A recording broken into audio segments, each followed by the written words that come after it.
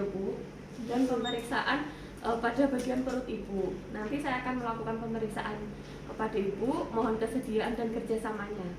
Ya, baru pasien yang perlu kita ingat di sini kan seharusnya ada pengukur tinggi badan. Ya, pada saat mengukur tinggi badan kita harus tahu prinsipnya. Secara umum, secara khusus pada kehamilan, kenapa tinggi badan Ibu itu penting? Ada yang tahu nggak? Kalau tingginya kurang dari 145 cm, dia termasuk faktor resiko. Kemarin sudah kita bahas sedikit ya. Faktor resiko dan resiko tinggi adalah kemungkinan kelainan pada ibu yang bisa membahayakan atau yang bisa kita prediksi supaya tidak terjadi kegawat daruratan. Ya, kalau dia tingginya kurang dari 145, nanti ada yang namanya 20 faktor resiko sebagai screening awal kita sebagai bidan supaya mengetahui ibu itu masuk ke screening itu atau tidak. Kalau dia masuk ke dalam 20 poin faktor resiko atau resiko tinggi, harus ada penapisan awal. Paling tidak, misalkan dia tingginya kurang dari 145, berarti kemungkinan bisa panggul sempit. Ya, kita tidak bisa memaksa ibu untuk bersalin secara normal. Ya, harus sesar misal seperti itu. Ya, karena sudah bukan wewenang kita. Kalau dia masuk ke 20 kategori untuk faktor resiko dan resiko tinggi, nanti kita bahas di patologi ya, maksudnya setelah ini yang normal-normal sudah, nanti kita ada pembahasan ke arah situ. Ya. Kemudian pada saat mengukur tinggi badan, dipastikan bahwa kaki menapak dan sini ya, ujung leher ini harus menempel di tembok supaya benar-benar akurat hasilnya. Kita tidak boleh melihat hasil pengukuran dari samping, harus dari depan. Begitu juga mengukur tinggi berat badan. Ya, kalau ada, Bu permisi Bu bisa ukur tinggi badan, ya kita nanti langsung diukur. Nanti pada saat kita tryout untuk bed yang kita gunakan harus ada tinggi badannya ya. Ini nggak ada. Silakan Bu bisa berdiri untuk tapi dari depan. Iya, nggak apa-apa. Setiap hasil pemeriksaan kita sampaikan ke ibu. Oh, ibu ini 46 beratnya. Ya, Bu silakan bisa duduk di sini. Untuk mengukur tensi, ya, di sini sesuai checklist bisa dilihat. Ya, di awal pemeriksaan fisik kita mengukur tinggi badan dan berat badan. Kemudian mengukur lingkar lengan atas. Sudah tahu semua? Sudah. Lingkar lengan atas juga sudah dilaksanakan ya. Yeah. Jadi kita harus tahu prinsipnya. Jangan terbalik, di sini ada untuk bayi, di sini untuk ibu. Ya, nanti yang untuk bayi kita gunakan untuk mengukur antropometri pada bayi kalau pada saat persalinan. Kalau ibu ya ini kita gunakan untuk ibu. Kenapa kita mengukur lingkar lengan atas? Bu, mengukur untuk tekanan darah bisa dilakukan dengan duduk ya. Jadi lingkar lengan atas dan tekanan darah bisa dilakukan dengan duduk. Ya. Tadi sudah disampaikan, kenapa kita harus mengukur lila untuk mengetahui kondisi dari gizi si ibu. Ya, pernah mendengar ya gizi, status gizi, dia gizi baik atau kekurangan energi kronik. Ya, kekurangan energi kronik dapat dilakukan dengan pengukuran lila. Kalau dia kurang 23,5, ya kurang dari 23,5 berarti indikasi kek. Ya, pengaruhnya apa ke intervensi kita nanti? Oh, karena dia kek, kita harus memberikan implementasinya apa? Ibu harus makan teratur, mungkin ditambahin karbohidrat dan lain-lain proteinnya. Ya, masih ingat ya bagaimana cara mengukurnya? Sudah pernah ya? Belum? Tadi janin pada bayi tapi. Oh, yang bayi. Iya. Oke, Mion terus di sini. Yang di siku. Tulang olecranon ya. Jadi kita ukur sama ya, misalkan ini 30 cm. Dari tulang akromion sampai olecranon 30 cm kita ambil tengahnya. Kurang lebih di sini. Ya. Kemudian kita ukur berapa sentimeter lilahnya. Bu, ini 24 ya. Kita akuratkan 23,5 Bu untuk lilahnya aman, misal untuk ibu hamil ya. Kemudian kita kita lakukan pemeriksaan tekanan Darah. darah, ya bisa dilakukan di Sambil duduk. pada saat duduk langsung dilakukan pemeriksaan tekanan darah, ya. Tanda-tanda vital semua lengkap bisa di sini. Jangan lupa karena kita mau tanda-tanda vital, bisa juga si ibu itu bisa dikasih suhu dulu supaya hasilnya bersamaan selesainya, ya. Kemudian bisa juga dengan dilakukan secara terlentang. Tapi biasanya ibu semakin lama terlentang, kalau dia usia kehamilannya sudah besar, ya, tidak dianjurkan lama terlentang, sehingga bisa dilakukan dengan posisi duduk. Makanya tadi pada saat lila dan pengukuran tanda-tanda vital bisa dilakukan dengan duduk. Pada saat ibu usia kehamilannya apalagi sudah aterem, sudah lebih dari 36 minggu, pasti sudah kalau dia masuk trimester 3 pun ketika janin sudah membesar sudah menekan diafragma, ya. Tidak dianjurkan banyak telentang atau miring ke kanan, tapi anjurannya adalah miring ke kiri supaya sirkulasi udaranya itu lancar, ya. Jelas ya? Oke, kemudian melakukan pemeriksaan leher bisa juga dengan cara duduk. Kenapa? Karena kalau misalkan kita melakukan pemeriksaan leher pada saat misalkan mau memeriksa kelenjar tiroid seperti ini dalam posisi duduk, susah sebenarnya, ya.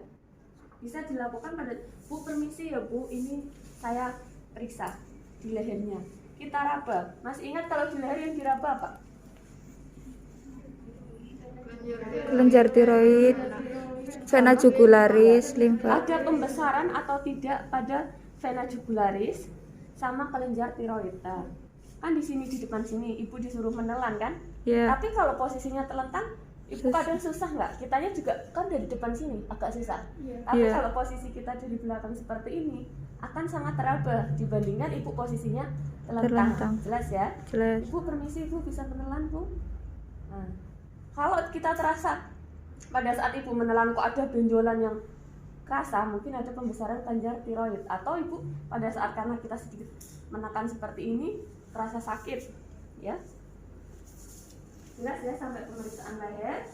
Kemudian kita lakukan pemeriksaan kepala, ibu boleh dianjurkan untuk ke tempat tidur. Ibu permisi Bu, bisa tiduran Bu. Jadi ada kalau di askep ya, ini kan di checklist dan dengan di askep. Askepnya adalah nanti untuk dokumentasi. Ya, pastikan yang kita periksa sudah include ke pemeriksaan fisik dan pemeriksaan obstetrik. Contoh pada kepala, ya. Kita memeriksa bentuk dan rambut. Itu masuk ke pemeriksaan fisik. Ya. Untuk kepala dan rambut masuk ke pemeriksaan fisik, kita cek apakah kepalanya paling tidak ada kerontokan atau tidak. Ya. Kemudian untuk rambutnya, kemudian bentuk kepala bagaimana, mesosepal atau tidak. Ya, mungkin jika tidak mesosepal, misalkan agak miring, barangkali ada gangguan, ada tumor atau apa di bagian kepala sehingga kan kondisi kepalanya tidak mesosepal, ya, tidak seimbang, tidak rata ya. Bukan mukanya yang rata ya, maksudnya dalam artian bentuk kepalanya itu ada kelainan, ada benjolan atau sedikit miring ke kanan dan lain-lainnya, ya. Kemudian apakah terjadi udem pada wajah? Ingat, pada kehamilan antara orang yang hamil dengan tidak hamil, kemungkinan pada saat pada saat hamil, kemungkinan untuk udem itu lebih besar dibandingkan ibu yang tidak hamil. Sehingga untuk muka ini, ya, untuk udem pada wajah dan adanya kloasma gravidarum. Masih ingat kloasma gravidarum? Apa kloasma gravidarum itu apa? Muka. Pernah melihat orang hamil? Iya. Ya. Kadang dia mengeluh mukanya itu ada bintik-bintik hitam, flek. Ya. Jadi pada orang yang hamil kemungkinan timbulnya flek itu lebih banyak daripada tidak hamil, sehingga untuk pemeriksaan duduk aja.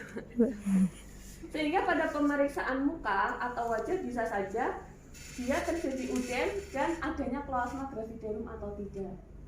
Ya, misalkan, oh Bu ini tidak udem, taunya udem atau tidak gimana? Di palpasi. Sedikit tekan, kemudian palpasi. Tapi ingat, ini muka ya, bukan kaki. Jadi penekanan antara udem di muka dengan di kaki harus berbeda. Ya nanti jangan karena jemput sama pasiennya, ya. Tahu ya jemput ya? Tahu. Ya ditekan kencang-kencang pasien-pasiennya. Sedikit aja nanti akan terlihat. Habis ditekan sedikit kita raba, ya kan? Oh ini tidak ada udan bu. Atau kalau ibunya mungkin kita harus bisa ini ya membedakan bahasa kemarin seperti yang sudah kita bahas. Kenapa kita harus menanyakan pendidikan, pekerjaan supaya komunikasi dengan pasien lancar. Jangan sampai pasien di desa yang tidak pernah berbicara bahasa Indonesia karena kita nggak pernah bisa bahasa Jawa juga akhirnya bahasanya terlalu Indonesia semua, ibunya bingung. Boleh dicampur, yang penting si pasien itu paham dengan bahasa kita. Tapi usahakan jangan pakai yang bahasa kasar ya, walaupun si pasien misalkan bahasanya biasanya kasar, lebih baik kita sampaikan ke pasien, bu kita menggunakan bahasa Indonesia ya bu supaya komunikasinya lancar. Itu bisa disampaikan juga di awal pada saat mau bertanya. Bu, saya mohon maaf, saya izin menanyakan beberapa informasi dari Ibu untuk melengkapi data saya dan mohon izin saya menggunakan bahasa Indonesia. Misalkan Anda benar-benar tidak mengetahui bahasa yang halus, daripada nanti bahasanya kasar, pasiennya merasa tersinggung dan lain-lain. Jadi boleh meminta izin seperti itu. Bu, mohon izin jika berkenan saya menggunakan bahasa Indonesia ya Bu, supaya komunikasi ke depannya lancar. Gitu ya. Kemudian kalau sudah ya di muka sama ya, kita lihat ada udem atau tidak, ada plasma gravidarum atau tidak ya. Dari hidung kita periksa ya, ada gangguan atau tidak. Kemudian di mata yang paling utama pada saat kehamilan adalah kita lihat adanya apa? Konjungtivanya pucat atau tidak ya. Pada saat memeriksa konjungtiva benar-benar dibuka dan diingat, jangan ditekan, hanya dikebawahkan saja. Kadang saking kitanya semangat ditekan kayak gini kasihan sakit, karena kan di daerah sini juga tulangnya agak lunak ya sakit. Kita buka, benar-benar dibuka menggunakan boleh 2 ibu jari ya. Antara yang kemerahan dengan benar-benar pucat pasti akan terlihat ya. Contoh misalkan apalagi si ibu datang keluhannya adalah lemes, pusing, berarti kan kemungkinan bisa menuju ke anemia. Dari pemeriksaan fisik kita cek konjungtivanya bagaimana, dan nanti di labnya kita cek HB-nya bagaimana. Jadi antara satu pemeriksaan dengan pemeriksaan lain saling mendukung. Ya, kalau misalkan sudah, baru kita hidung sudah yang di bagian mulut ya, kemudian boleh kita lihat kariesnya bagaimana. Ya, ibu suruh membuka, ya, misalkan ibu suruh membuka di hidung, sekretnya bagaimana, ya. Kemudian di bagian mulut barangkali ada karies, sebenarnya itu tidak benar-benar berpengaruh, akan tetapi jika si ibu ada karies misalnya, mungkin kemungkinan ibu akan mengalami sakit bisa, sehingga kita ada komunikasi, ada edukasi, ibu harus selalu membersihkan kondisi mulut kan seperti itu, karena sudah ada lubang. Biasanya kalau gigi yang sudah pernah berlubang itu akan terasa sakit. Kalau misalkan kondisi pada saat ibu hamil sakit, ibu kan harus meminimalisir obat. Intinya kan berujungnya itu nanti akan seperti itu. Makanya kenapa ngapain sih ibu harus diperiksa mulutnya juga, ada karies atau tidak, ya. Kemudian bersih enggak, bibirnya bagaimana. Kalau bibir memang lebih ke arah sama dengan anemia ketika dia pucat, ya. Atau mungkin dia terlihat kemerahan atau pucat atau tidak ya. Kemudian di mulut, karena biasanya ibu juga bisa hipersaliva. Yang namanya ibu hamil pengaruh hormon tadi sudah ya, adanya plasma gravidarum, hipersaliva, atau dia sering berliur, air liurnya itu lebih banyak daripada ibu yang tidak hamil. Makanya bisa kita cek di mulutnya ya. Jadi antara pemeriksaan obstetri yang diisikan dengan pemeriksaan fisik berbeda ya. Kemudian telinga juga bisa dicek, barangkali memang kondisi telinganya kotor dan lain-lain, supaya kita beritahukan ke ibu tentang higiennya ya, gigi dan mulut. Ingat, pada saat kita melakukan pemeriksaan, usahakan bagian yang jauh terlebih dahulu ya. Jadi permisi Bu, saya cek telinganya benar-benar dilihat, baru ke bagian yang terdekat dengan kita ya. Ini baru ke kepala. Yang perlu diperhatikan, melakukan pemeriksaan payudara. Ingat, si ibu seharusnya biasanya beberapa ibu sekian persen itu ketika trimester 3 kondisi si perut sudah membesar, biasanya sudah mulai terbentuk ASI. Ya, jadi kita bisa cek payudaranya bagaimana. Ya, Ibu permisi Bu, ya. Boleh misalkan saya buka dulu ya. Nah, ini kita buka. Kemudian lakukan pemeriksaan pada payudara, dilihat dulu simetris atau tidak. Takutnya salah satu benar-benar besar, satunya rata atau tidak membesar, ya, simetris atau tidak. Karena ini adalah persiapan nanti laktasi, sehingga harus benar-benar diperiksa, ya. Kemudian ibu boleh disuruh mengangkat tangan keduanya langsung bersamaan, ya. Ibu permisi Bu, diangkat ke atas Bu tangan. Nah, pada saat diangkat ini ada nggak retraksi dimpling, ya. Jadi pada daerah sini, ya, kalau ketika diangkat seperti ini ada kerutan, cekung, berarti ada retraksi dimpling, ya, seperti buah jeruk kalau sudah mengerut, posisinya seperti itu kondisi kulit, ada cekung dan seperti buah jeruk yang sudah sangat mengerut, ya. Kemudian boleh kita cek dua-duanya dulu. Ada apa kalau kita cek ini? Kelenjar tiroid. Iya, benjolannya diperiksa untuk apa? Ya, Limf. ya, ada pembesaran atau tidak. Ya. Kemudian boleh diturunkan. Ya, kita jangan lupa cek payudara dari yang terjauh. Kita sangga pakai tangan kiri, kemudian kita bisa memutar pakai tangan kanan, ya. Dilihat areolanya. Areola tahu ya? Tahu. Yang hitam-hitam, Sebelum malam, putih. ya. Kemudian kita ingat, pencet jangan terlalu lama mencet, hanya memastikan saja. Yang dipencet bukan putingnya, ya. Karena kalau yang dipencet puting malah justru akan yang pertama bisa sakit, yang kedua malah merangsang kontraksi. Sedikit kita pencet pada daerah areola, sudah keluar atau belum kolostrumnya. Oh Bu, ini belum keluar kolostrumnya atau asinya. Nanti baru sebelah sini kita lakukan pemeriksaan dulu, ya. Kemudian kita pencet juga, ya, kanan dan kiri. Jelas sampai payudara? Jelas. Oke, bisa dilihat lagi. Kita lihat pemeriksaan inspeksi abdomen. Kita sudah benar-benar masuk ke pemeriksaan obstetrik pada kehamilan. Bu permisi ya Bu, ini saya buka dulu. Ya, yang namanya pemeriksaan masih ingat ada berapa cara pemeriksaan? Inspeksi, terus Palpasi. perkusi, terakhir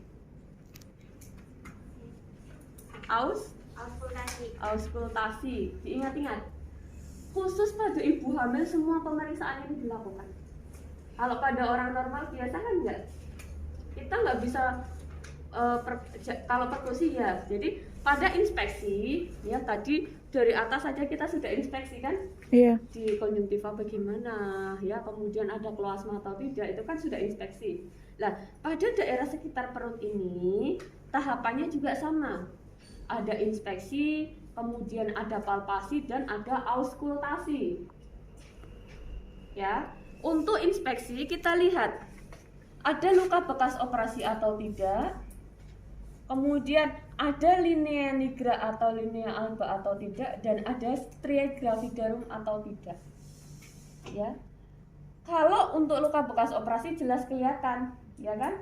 Oh, Ibu ini tidak ada luka bekas operasi. Walaupun kadang ada beberapa luka operasi yang tidak terlihat benar-benar rapi, tapi kan pada saat kita anamnesa sudah tahu nih, Ibu sudah pernah dioperasi tidak, kan, seperti itu. Oke. Nah, di sini kita lihat, ya, kondisi perutnya bagaimana, ada linea nigra atau tidak, atau linea alba. Linea itu apa? Garis yang seperti apa? Ya, jadi dia itu garisnya kayak gini melintang apa membujur? Bujur. Ya, entah kadang dari pusat sampai ke bawah sini dia membujur, kehitaman, ya, itu namanya linea. Ya, kalau dia baru hamil kita sebut dengan linea nigra, hamil pertama. Tapi kalau sudah pernah, jadi dengan bekas yang Sebelumnya kita sebut dengan linea alba. Kemudian kalau stria gravidarum yang melintang. yang apa? Jar- Stria gravidarum. Ya. Pernah melihat orang yang tadinya kurus kemudian gemuk? Ya. Akan timbul seperti itu. Ya, kadang di paha pernah melihat paha yang dulu saya kurus ini sekarang gemuk pahanya jadi ada. Itu stria gravidarum. Jadi biasanya di samping-samping ini ada yang bentuknya putih, ada yang bentuknya hitam, tergantung orangnya. Kalau punya saya putih, punya putihnya hitam, itu contoh. Ya, jadi kadang itu pun belum tentu semua orang seperti itu. Ya, kadang ada yang perutnya bersih, tidak ada strianya. Ya, jadi tidak semua orang, karena tergantung dengan kelembekan dari perut juga ya, dan pengaruh hormon. Ya, kita sudah inspeksi, oh ibu tidak ada luka bekas operasi, ini ada garis ini ya bu yang membujur ini bu, atau linea. Ya, ini juga ada garis-garis putih bu, karena ini tidak apa bu, karena kadang ada ibu yang khawatir, oh ini kok saya perutnya jelek sekali bu. Ya, pasti ada. Bahkan saya juga memang merasakan setelah hamil dan sebelum pasti beda, pasti lebih. Ya apalagi ketika tidak dirawat ya, dalam artian konsumsi air dan buah kurang, pasti akan berbeda hasilnya dengan yang benar-benar menjaga nutrisi. Bu, ini ada garis-garis putih ini normal bu, tidak apa-apa.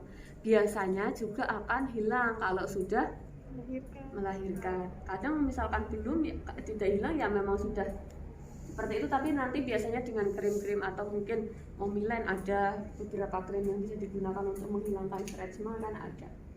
Ya, Bu, kita sudah inspeksi nih ya. Setelah inspeksi kita lakukan palpasi. Kalau palpasi ya, kita gunakan untuk melakukan pemeriksaan di perut, posisi janinnya bagaimana. Ya, pada saat palpasi ada 4 tahapan. Palpasi itu ya sebenarnya itu teori menurut Leopold. Jadi yang pertama melakukan palpasi itu si Leopold itu. Makanya kita sebut pemeriksaan Leopold. Ya, pemeriksaan Leopold itu terdiri dari Leopold 1, Leopold 2, Leopold 3 dan Leopold 4 ya. Di checklistnya ada, bisa dibaca masing-masing bahwa pada saat melakukan Leopold ya, diingat kita harus mengkondisikan kondisi kita dan si ibu. Kondisi kita, si ibu ini kondisi di sini hangat, ibu hamil itu biasanya lebih hangat. Kadang kita posisi di AC, tangan kita bisa dingin, sehingga pada saat kita mau menyentuh ini, pada saat inspeksi kan kita nggak menyentuh nih. Iya. Boleh kita langsung, bu ini kondisi seperti ini. Tapi ketika tangan kita sudah mau menyentuh si perut, harus kita hangatkan dulu. Ya, jadi misalkan ibu permisi, sebelum kita melakukan pemeriksaan palpasi, kita hangatkan dulu tangan kita. Ya, di situ bisa dibaca, barangkali belum bisa dimengerti, saya bacakan dulu. Ya, ini pada saat pemeriksaan inspeksi ya, sudah dicek adanya linea, adanya stria. Kemudian melakukan palpasi Leopold ya. Leopold di situ ada 1, 2, 3. Leopold 1 ya digunakan untuk memeriksa kondisi bagian atas perut ibu. Ya. Jadi nanti pada saat ditanya Leopold 1 untuk menentukan apa? Menentukan kepala dan bokong, bukan. Belum tentu yang di atas itu bokong atau kepala. Ya. Leopold 1 adalah untuk menentukan tinggi fundus uteri berdasarkan Leopold. Jadi tinggi fundus uteri bisa berdasarkan Leopold dan McDonald. Kalau berdasarkan Leopold, masih ingat kemarin perabaan? Iya, masih. Berapa jari di bawah pusat, berapa jari di bawah PX, berapa jari di atas pusat, ingat ya? Kemarin pada saat menghitung usia kehamilan, itu bisa digunakan untuk memperkirakan, oh berarti usia kehamilan ibu kurang lebih sekian dari perabaan itu. Ya. Kemudian juga bisa dilakukan dengan pemeriksaan McDonald. Menggunakan pita ukur Kemarin yang menggunakan McDonald juga kita ukur kan bisa untuk menentukan usia kehamilan juga, walaupun belum benar-benar valid ya. Jika dia posisinya usia kehamilannya sekian, tinggi fundusnya sekian, kemudian bisa ditambah 2 atau 4 cm untuk menentukan usia kehamilan. Tapi itu memang jarang digunakan ya. Jadi ingat, untuk memeriksa TFU kita menggunakan Madeline di sini ya. Masih ingat yang seperti saya sebutkan kemarin, sistem buta ya.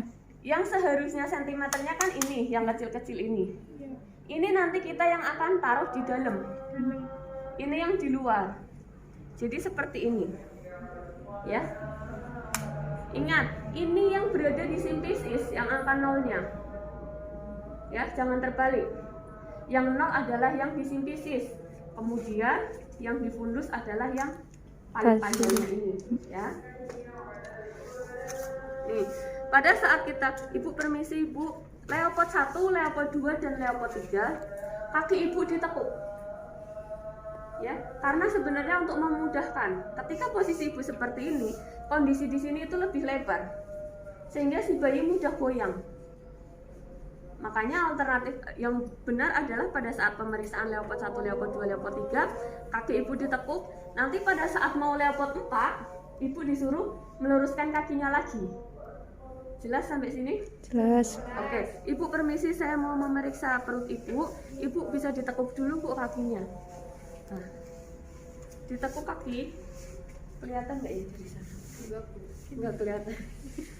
Ini nekuk kaki ya. Maaf, kita sudah memanaskan nih, menghangatkan, bukan memanaskan, menghangatkan. Kita satukan, boleh sambil berdiri nggak apa-apa kalau nggak kelihatan. Nah, dari bawah ini, ya, tetap prokes ya. Dari bawah ini kita satukan. Ya, jangan sambil banyak menekan, tapi seperti, nah, kita satukan sampai sini. Nah, pada saat di sini tadi ingat Leopold 1 adalah untuk menentukan bagian atas dan TFU. Nah, TFU berdasarkan perabaan.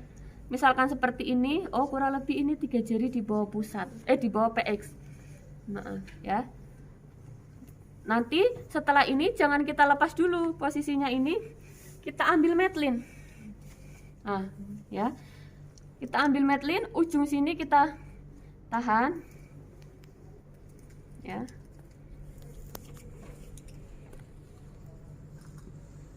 Dengan sistem buta. Ini kita letakkan di simpisis. Nah, seperti ini. Kemudian paling ujung kita 41. Sistem buta tadi, ya. Jadi seperti ini. Ingat, yang di ujung sini adalah yang panjangnya, kemudian ini adalah angka nolnya. Ya, biasanya pada kebalik karena Bu saya susah Bu kalau kayak gitu, akhirnya ini kan ditekan kayak gini nih. Memang lebih mudah, tapi itu cara yang salah. Ya, karena yang kita ukur adalah dari simpisis ke fundus, bukan dari fundus ke simpisis. Ya. Kalau sudah, ini kan tadi kita kembali lagi seperti ini, baru kita raba. Ya, pelan-pelan kita raba, seperti ini kita raba. Bagian atas ini apa isinya? Kalau dia teraba keras, berarti kan kemungkinan bokong sama kepala kerasa mana? Kepala. Kalau dia teraba keras, berarti dia kepalanya di atas. Tapi kalau oh ini memang agak keras tapi masih lembut, nggak sekeras kepala, kita makanya harus sering bisa membedakan antara janin, bokong janin dan kepala janin. Ya, Bu ini sepertinya bokong bayinya Bu, bokong dedeknya di sini. Jadi posisi di bagian atas adalah bokong, teraba bulat ya, tidak bulat-bulat banget, tapi teraba lunak, tidak melenting. Kalau melenting kepala, kalau bokong tidak melenting. Teraba lunak, tidak melenting, kemungkinan bokong janin. Ya, lanjut ke Leopold 2. Leopold 2 tangan jangan dilepas, tapi posisi masih seperti ini. Kedua-duanya menyamping. Nah, sini Kelihatan? Oke. Leopard 2 kita akan memeriksa bagian yang teraba di bagian janin yang berada di sebelah kanan dan kiri perut ibu. Ya, kita salah satu meraba, satunya menahan. Pada saat kita meraba perut ibu bagian kiri, bagian kanan kita tahan, ini anteng, kita raba. Kita akan meraba bagian kanan, kiri ibu, menggunakan tangan kanan. Oh, ini sepertinya bagian-bagian kecil janin ibu, Bu. Ya, ini mungkin ekstremitas. Kemudian bagian kiri, tangan kiri akan kita raba bagian perut ibu bagian kanan. Kita tahan perut ibu yang bagian kiri, kemudian yang kanan kita meraba. Merabanya jangan gini, ini nggak akan terasa. Tapi sambil kayak ada penekanan, tapi jangan ditekan. Ya, jadi kayak kita mijit tapi nggak yang kenceng. Ya, ini anteng, jangan bergerak yang kanan. Bu, ini seperti datar ya Bu, ini kemungkinan punggung janin. Ya, sudah sampai Leopard 2, kemudian Leopard 3. Leopard 3, tangan kita putar lagi. Nah, Leopard 3 untuk menentukan bagian bawah perut ibu, ya, bukan untuk menentukan kepala ya, untuk menentukan bagian bawah perut ibu. Kalau untuk menentukan bagian bawah perut ibu, tangan kiri ini kita tahan, fundusnya kita tahan supaya bayinya tidak bergerak. Tangan kanan kita raba. Tadi di atas apa teraba apa? Bokong. Mungkin nggak di bawah bokong lagi. Enggak, kalau bayinya 1. Kalau ternyata bayinya 2, berarti kan bokong lagi. Kepalanya nggak tahu di sebelah mana, merungkel-merungkel ya. Jadi intinya, makanya itu juga bisa indikasi untuk adanya bayi kembar atau tidak. Kok ini kepalanya kayaknya 2, misalkan seperti itu. Ya, makanya kita lakukan palpasi. Ini kita raba. Ibu ini teraba keras, Bu, melenting. Ini seperti kepala janin ibu. Ya. Kemudian pada saat Leopard 4 ini, Leopard 3 ini, kita sambil goyangkan bagian yang terbawah, entah itu bokong, entah itu kepala.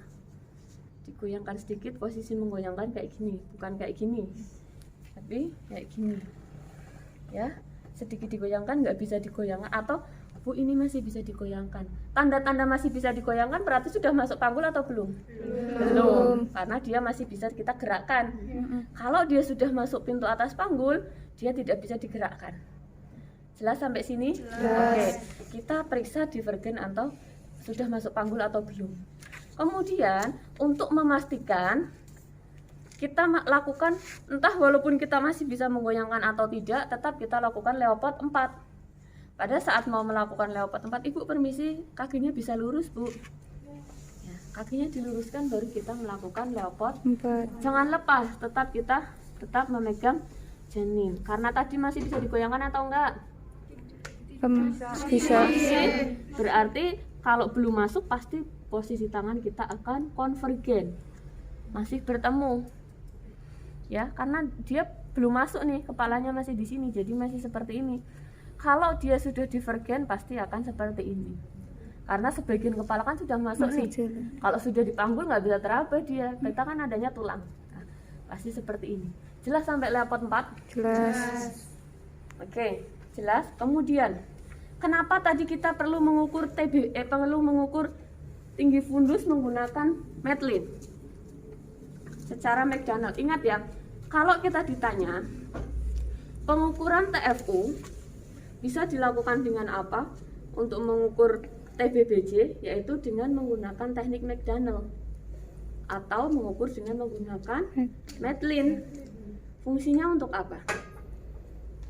Untuk mengetahui kan tinggi fundusnya itu sesuai atau tidak, normal atau tidak. Kalau dia tinggi fundusnya sudah di angka penapisan 20 itu ada. Kalau tinggi fundusnya melebihi dari 40 atau 40 cm, berarti sudah dipastikan itu bayinya besar. Ya, makanya kita ukur dengan ini. Kemudian kita gunakan pengukuran ini untuk mengukur taksiran berat badan janin. Makanya kadang kalau si ibu periksa ke bidan atau periksa ke dokter kan, oh kira-kira beratnya sekian. Karena bisa kita ukur memang. yaitu dengan menggunakan metode ini. Rumusnya adalah kalau tadi kan kita sudah melakukan Leopard 1, 2, 3 sampai 4 nih. Ya. Kalau misalkan dari hasil pengukuran TFU-nya tadi di awal misalkan seharusnya kalau bayi yang normal dia misalkan TFU-nya 36 misal ya. Jadi TFU-nya 36. Jika dia tadi pada saat Leopard akhir Leopard 3 dan Leopard 4-nya ternyata masih konvergen atau belum masuk panggul, kita kurangi dengan 11. Ya. Kalau dia sudah masuk panggul, kita kurangi dengan 12. Ya. Kemudian dikali 155. Contoh misalkan 36 dikurangi 12. Berapa? 24 kali 155. 1860 gram atau ons atau 1 kilo 1,8 ons ya. Jadi 1 kilo 86 85 ya, saya nggak bawain ya. Jadi itu kalau ditanya TGBJ-nya berapa, ya itu kita harus Leopard dulu kan, nah baru tahu, karena harus tahu dia sudah masuk panggul atau belum. Tadi 3.700. 3.700. 20. Tadi 24 kali 155. Iya. Iya. Makanya udah 36 kok masih seribuan. Kalinya 155 kan ya saya bilang. Dikurangi 12. Pengurangannya ya, kalau belum masuk panggul dikurangi 11, kalau sudah masuk panggul 12. dikurangi 12 dikali 55. Jelas ya? Jelas. Oke, nanti besok otomatis pada saat Anda maju satu-satu, saya akan menyebutkan TFU-nya masing-masing anak berbeda. Hitung dulu. Masih diingat ya kemarin?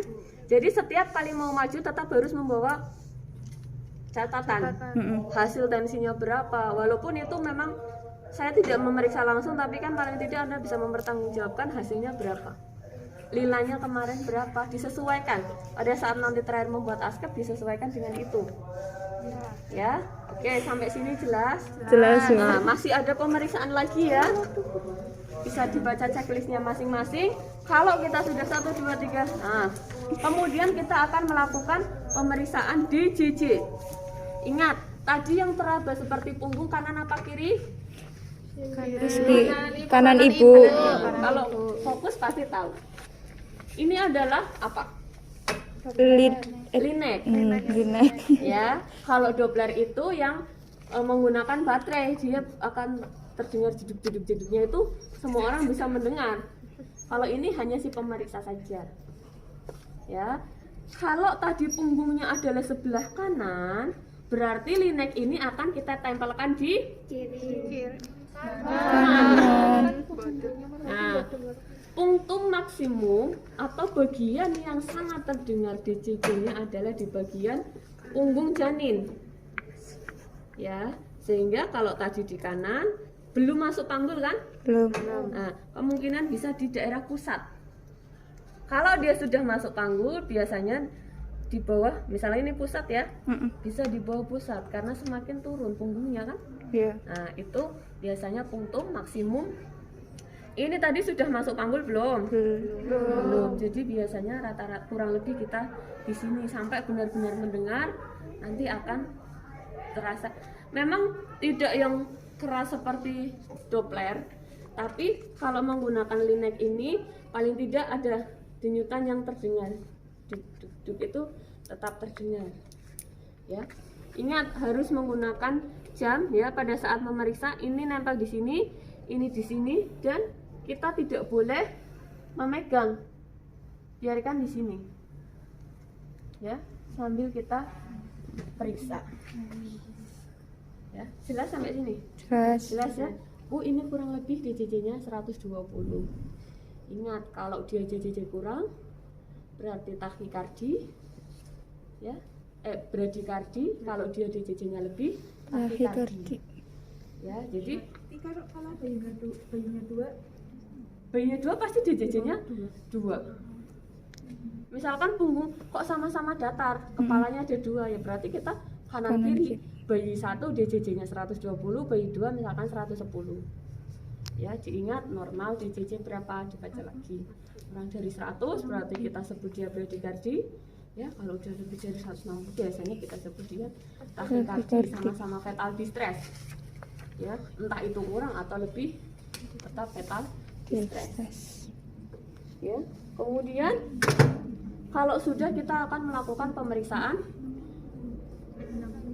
apa? CVAT punggung. Ya, kita bisa anjurkan ibu untuk miring. Ya, jadi CVAT yang diperiksa apa?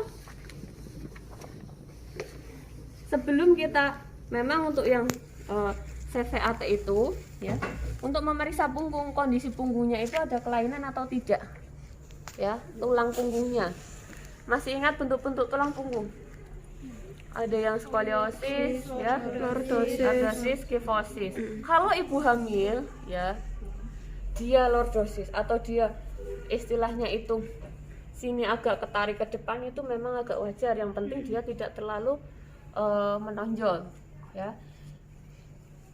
Kita raba saja ada kelainan atau tidak, ya. Kemudian kita ingin memastikan itu apa? Daerah ini apa ini? Ginjal. Ya, kita kalau sudah kita raba tulangnya, kemudian kita raba sini sambil kita tekan, ini sakit atau tidak, ya. Tapi ini kita tahan pakai tangan kita, jangan ibunya dipukul ya. Jelas ya. Begitu juga sebelah kiri ibu, sama ya. Untuk CVAT kita periksa di sini. Bu, sakit tidak Bu? Kalau dia memang ada gangguan pada ginjal pasti biasanya sakit. Kemudian kita akan lakukan pemeriksaan genetalia. Ya. Kalau sudah ke ini ibu disuruh ditekuk kakinya, kita lakukan pemeriksaan genetalia. Ya. Nanti biasanya pada saat genetalia tetap kita siapkan ya perlak dan ininya. Ya. Kita menggunakan sarung tangan. Kita tidak boleh VT loh. Ya, tidak boleh melakukan pemeriksaan dalam. Hanya memeriksa bagian sini ada benjolan atau tidak. Ya. Kemudian kita hanya membersihkan. Ya, sebelum kita memeriksa ada benjolan, ya, kemudian kita bersihkan dulu. Ini kapas. Ya. Masih ingat ya? Masih ingat nggak Bung Fahijin? Masih. Nah, boleh kita pakai 3, boleh pakai 5 ya. Iya. Masih ingat seperti biasa. Ya. Sudah kita bersihkan baru kita raba. Ada benjolan atau tidak. Ya, kemudian ada pembesaran pada di anusnya bagaimana, ada hemoroid atau tidak. Pada anus misalkan kayak gini kan nggak begitu kelihatan. Nah, ibu bisa disuruh miring sedikit Bu. Nanti akan kita raba anusnya ada benjolan atau ada yang keluar atau tidak. Kalau sudah hemoroid yang sudah lebih dari grade 2 biasanya kan sudah sampai keluar kan ini daerah anus. Kemudian kalau genetalia sudah kita rapihkan si ibu, kita lanjut akan memeriksa kaki, ekstremitas ya, ekstremitas. Ya, tas, tangan dan kaki. Masih ingat ya, di tangan kita periksa adanya apa aja? Varisnya. Udem. Ya, seperti tadi ditekan kemudian kita raba. Ya. Begitu juga di kaki sama. Kita tekan, kemudian kita raba. Kita pastikan juga ada varises atau tidak. Tahu ya varises kalau di kaki? Nah, kita raba pasti dia akan tetap ada seperti apa? Batang ya kecil kayak gitu ya. Kayak vena ya, vena tapi yang berlebihan kan. Jadi ada varises atau tidak. Ya, kemudian ada udem atau tidak. Ya. Kalau sudah baru kita akan memeriksa apalagi setelah ekstremitas. Pemeriksaan dengan cara dipukul, apa diketuk. Apa kalau dalam bahasa medisnya masa bilang ke ini diketuk? Di apa?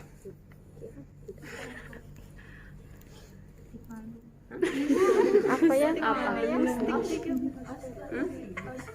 Auskultasi itu apa tadi? Yang inspeksi itu apa? Melihat. Tadi kita lihat ya. Kemudian Palpasi, diraba. meraba. Kemudian Perkusi. perkusi itu apa? Itu diketuk. Nah, tadi memeriksa refleks patella, kita anjurkan ibu untuk duduk. Ibu permisi bisa duduk Bu, kita akan periksa kakinya, gantung di sini. Pada saat KDK sudah ya? Enggak ada pemeriksaan. Belum. Oh. Kita kan akan memeriksa refleks patella si ibu. Ya, di tendon sini. Ya. Kita cek aja. Harusnya. Nah. Memang kadang refleksnya nggak kencang. Ya. Kalau dia ada getaran, kejut, tapi kalau yang sangat terkejut bisa hiper, ya. Kalau tidak ada rasa juga kurang. Kekurangan apa? Kalsium. Kalau ini refleks patella apa? PR ya, cari nanti besok maju satu-satu harus tahu. Biar ada kerjaan nanti dikasih tahu semua. Osteoporosis. Ya. Jika si patella yang negatif bagaimana, yang positif bagaimana? Ya, kalau dia ada kejutan, berarti dia positif. Kalau dia tidak ada kejutan, kejut itu tidak harus yang kencang. Sedikit kayak tadi itu sangat sedikit, tetap kejutan itu, makanya kita harus memperhatikan. Kadang memang ada yang karena kaget juga. Ya, jadi langsung ini. Ya, jadi kalau kurang itu apa, kalau negatif itu yang bagaimana, positif yang bagaimana, semuanya harus cari. Ya. Kemudian kalau sudah refleks patella, kita sudah pastikan oh ini positif, refleks patellanya positif, itu ada kejutan ya. Kemudian kita langsung lakukan pemeriksaan panggul. Kita lakukan pemeriksaan panggul. Di situ bisa dilihat ada yang namanya panggul luar. Ya. Kalau pada ibu hamil, kita periksa hanya di panggul luar. Panggul dalam diperiksa kalau untuk persalinan. Ya. Kalau panggul luar bisa lihat di situ ada yang namanya distansia spinarum. Ya. Ada panggul enggak sih? Pinjem pantom panggul enggak? Pantom panggul. Coba Evi sebentar. Panggul. Ya, masing-masing bisa dipegang. Ya, distansia spinarum kita ukur dari spina iliaca anterior superior. Masih ingat? Spina yang mana?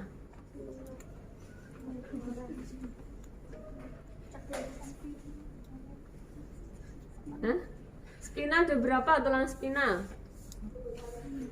Ada iliaca, ada ischiadica. Masih ingat? Lupa. Ingatnya kok. Ayo kita. Yang paling ujung, yang paling atas puncaknya, ya. Dari situ, ya, spina iliaca anterior superior. Apa anterior itu apa?